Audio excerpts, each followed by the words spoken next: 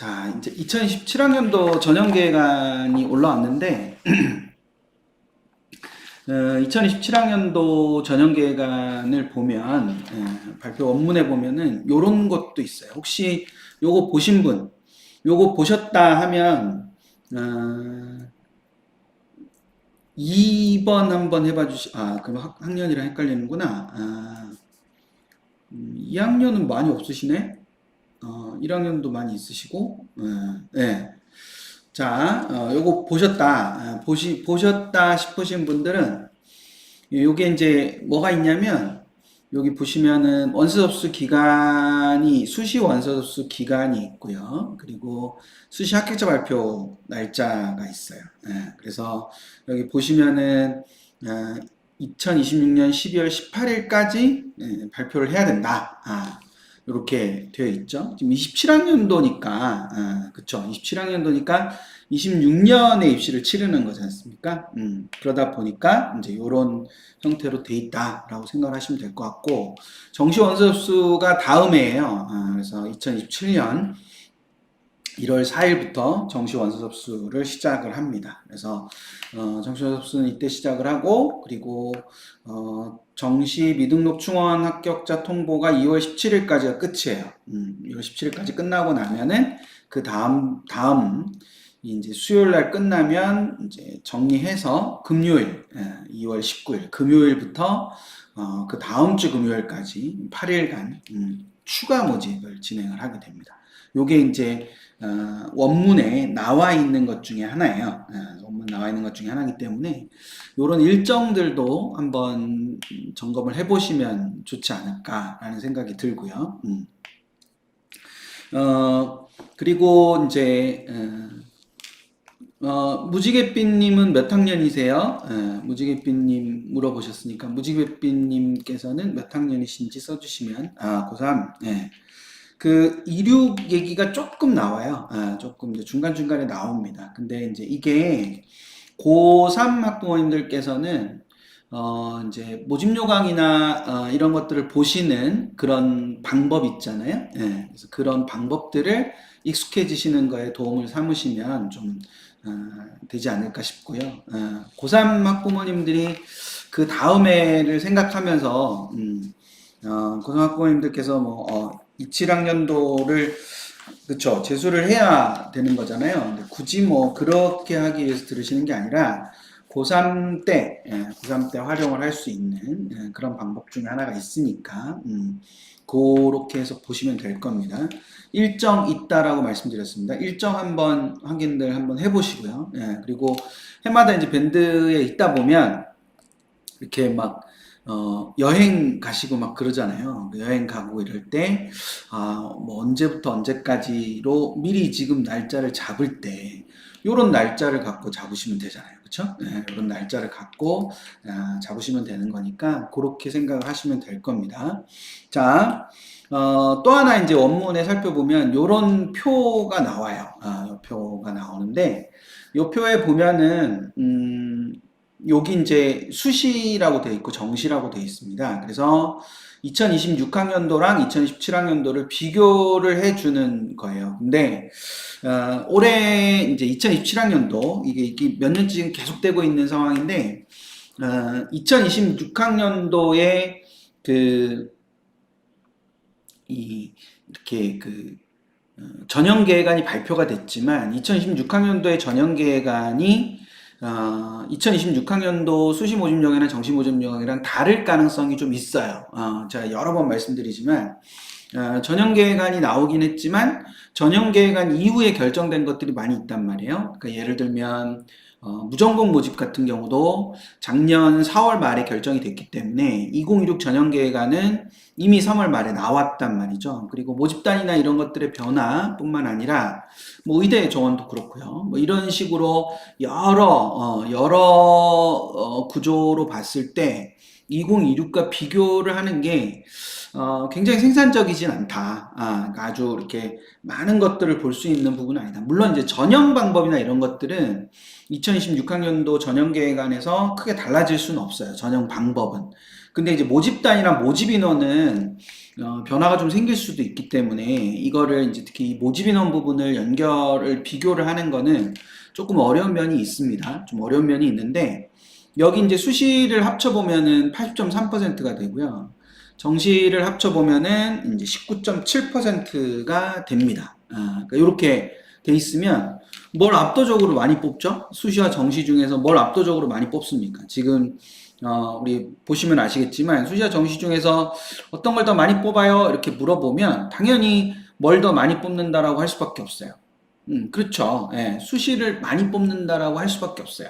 수시를 많이 뽑는다고 할 수밖에 없는데 지금 보면 좀 재밌는 게 있으실 텐데 정시에도 교과 전형과 종합 전형이 있는 거 보이세요?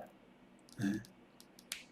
그쵸. 예, 정시에도 수능 위주 전형만 있는 게 아니고 정시 여기 지금 빨간 포인트 움직이는 거에 보시면 여기 수능 위주 전형이라고 되어 있지만 그 밑에 보면은 실기 있고 그 밑에 교과 전형이랑 종합 전형이라는 것이 존재하지 않습니까? 그러니까 그 수시뿐만 아니라 정시에도 저런 전형들이 존재해요. 그래서 지금 보시면 이제 기타까지 해가지고 총 10개의 전형이 이렇게 존재하는 거죠. 근데 우리가 이제 주력 전형, 아니 중심 전형으로 생각을 하면 이렇게 4개의 전형을 보통 생각을 하게 되잖아요. 네, 중심 전형으로 생각을 하면.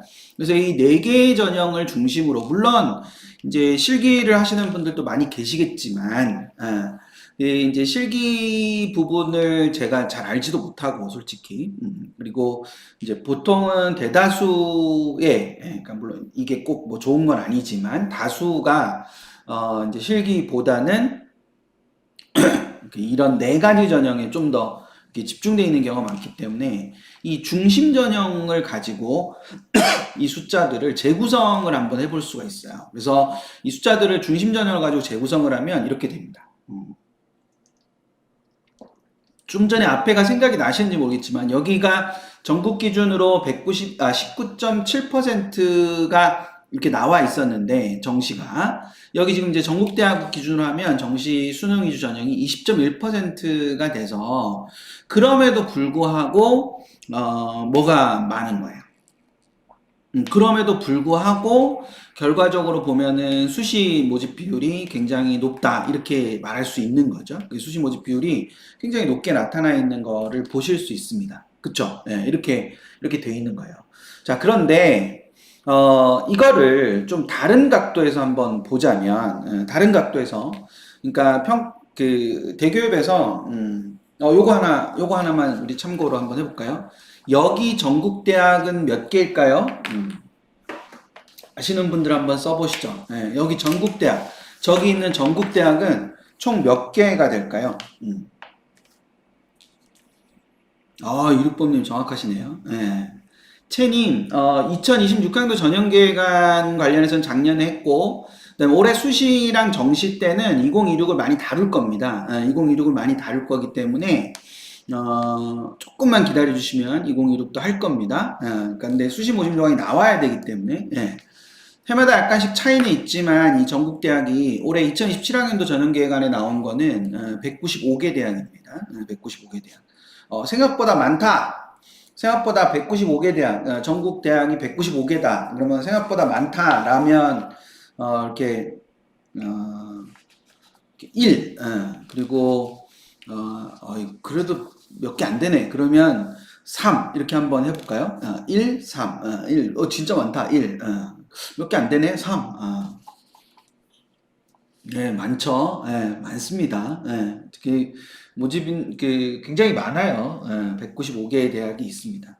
그리고 고3 재학생 숫자보다 원래 선발하는 인원은 더 많죠. 선발하는 인원은 더 많습니다. 그런데 어쨌거나 이런 구조가 되는데 평가원 대기업에서 요거를 제공을 해줘요.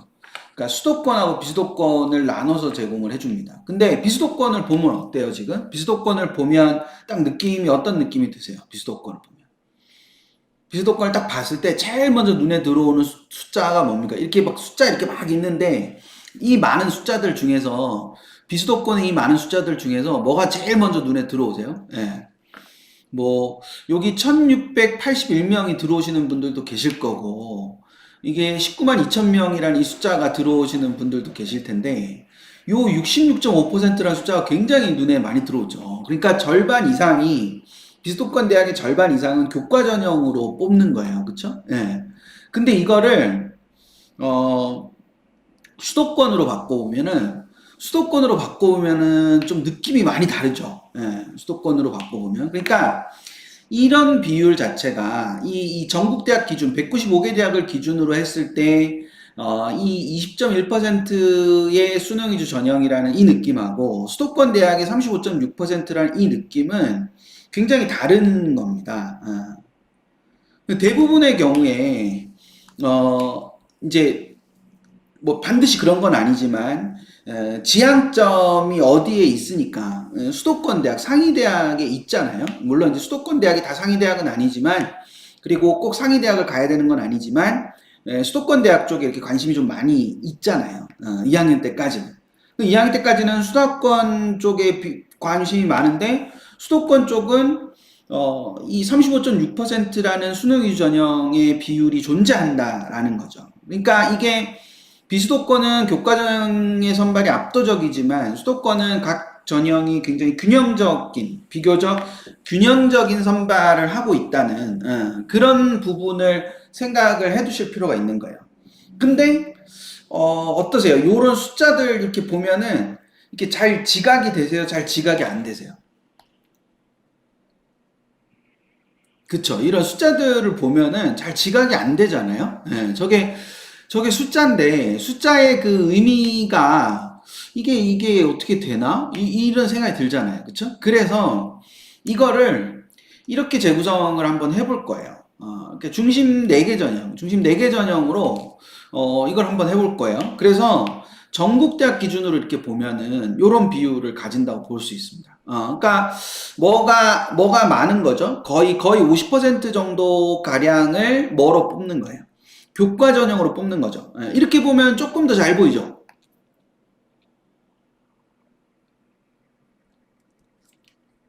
예. 예. 자, 그러면 순위를 매겨볼게요. 전형 모집 인원 비율로 순위를 매겨보면 뭐가 제일 많냐면은 교과가 1등이에요. 그쵸? 그리고 종합이 2등이에요. 그리고 3등이 수능이고 4등이 논술입니다. 되시죠? 예. 자, 이거를 비수도권을 한번 보자고요. 비수도권과 수도권으로 나눠서 한번 보자고요. 비수도권, 수도권으로 나눠서 보면, 비수도권은 아까 말씀드렸던 대로 압도적으로, 그쵸? 예, 압도적으로 얘가 높아요. 되시죠? 예, 압도적으로 얘가 높고, 1등이 역시 교과. 2등은 뭡니까? 비수도권의 2등. 비수도권의 2등도 종합전형이죠. 그 다음 비수도권의 3등 전형도 수능이고, 비수도권의 4등도 논술이에요. 그런데 교과의 이 비중 자체가 굉장히 높다라는 걸 볼 수 있는 겁니다. 근데 수도권에 오면 1등이 바뀌어요.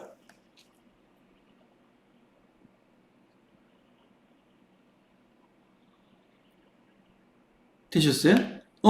수도권의 1등이 바뀌잖아요. 모집 인원 비율이. 모집 인원 비율로 봤을 때 1등이 바뀝니다.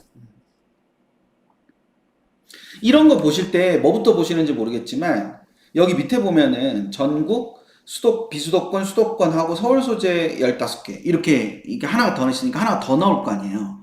하나가 더 나올 겁니다. 자, 하나가 더 나와보면 어때요?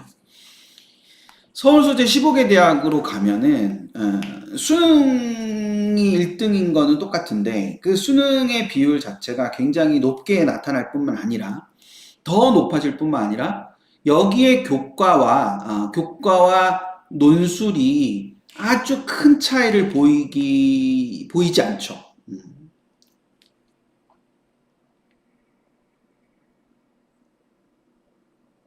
그러니까 이게 뭔가 새로운 정보를 받았다. 그러면 O라고 한번 해봐 주시죠. 예. 그러니까 이게 그래서 무조건 뭐 수능을 해야 된다. 수시로 가야 된다. 그런 말씀을 드리고 싶지만 그거를 받아들이시라고 하는 게 아니고요. 어쩌면 우리가 전형에 대해서 인식하고 있는 것들이 이게 좀 깨졌으면 좋겠다라는 바람이 저는 있는 거예요. 우리는 늘 계속 그러니까 수시만 하는데 그런 것과는 저는 다른 세계일 수도 있다. 그래서 목표 대학이나 희망 대학을 기준으로 보는 거가 굉장히 중요하다. 정말 간곡하게 부탁드릴게요. 목표 대학이나 희망 대학을 기준으로 저 전형별 모집 인원 비율을 봐야지 통으로 아까 보셨던 것처럼 뭐 81%대 19% 이런 개념으로 보는 건 별로 의미가 없을 수 있다. 되시겠죠? 그런 부분들을 좀 같이 해봐 주시면 좋겠다라는 겁니다.